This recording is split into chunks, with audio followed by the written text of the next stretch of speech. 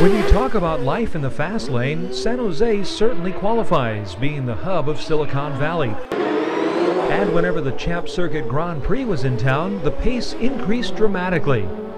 The race has been running since 2005, but it failed to get off to a great start.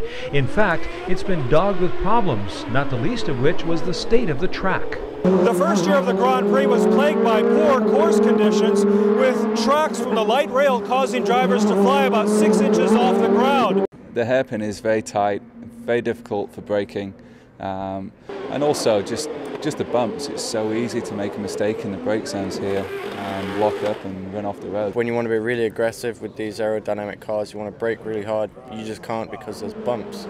So it's really easy to lock up, overshoot the turns. And in the inaugural race, only half the field actually managed to stay the course, almost predicting the fate of the race itself.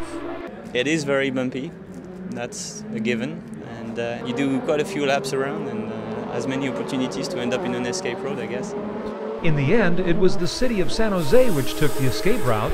After only 3 years, during which time the race sped through $4 million in taxpayer subsidies, the Grand Prix came to a screeching halt. San Jose was off the Champ Car calendar. Race organizers said future downtown construction would make the current track unusable.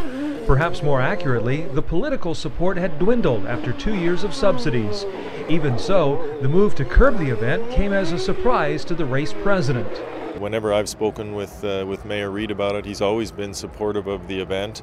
And when I talk to the hotel managers and the restaurant managers, they're all pretty happy with the fact that we bring a bunch of people downtown and then they can service those people.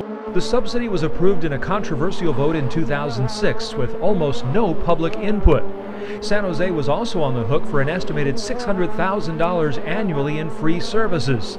City staff claimed it was an investment in a long-term partnership and predicted a 6-year payback.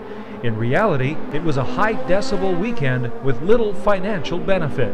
It's almost like babysitting, the Grand Prix.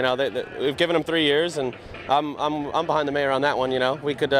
It's time for them to start paying their own way, and the subsidies. I don't approve with it, but we've done our best to make sure that it stays here. Despite their criticisms, die-hard race fans mourn the loss of a high-profile sporting event that put San Jose on the international stage. It brings a whole aura and ambiance to the city that's just spectacular. Everyone gets excited for Grand Prix. I was like a kid in a candy store, just waiting to come. They spent some money to bring somebody here, and I think it's a good thing.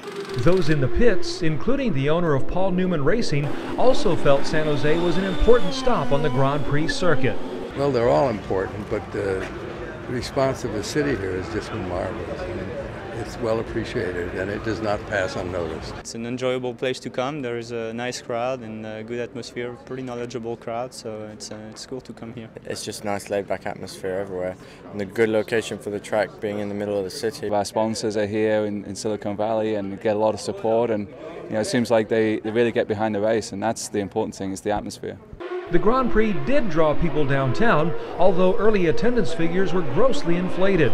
Worldwide TV coverage brought the city positive exposure, and finance officials say the race generated $70 million for the area's economy.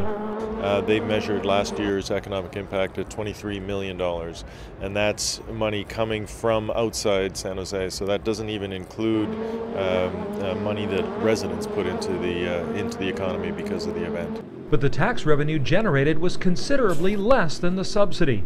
Even city officials who supported the subsidy estimate the Grand Prix contributed less than $2 million to the city treasury. Like other major cities, San Jose faces shrinking revenue and escalating costs. And events wanting subsidies have to prove their worth to taxpayers. In the case of the Champ Series Grand Prix, San Jose simply couldn't afford another lap.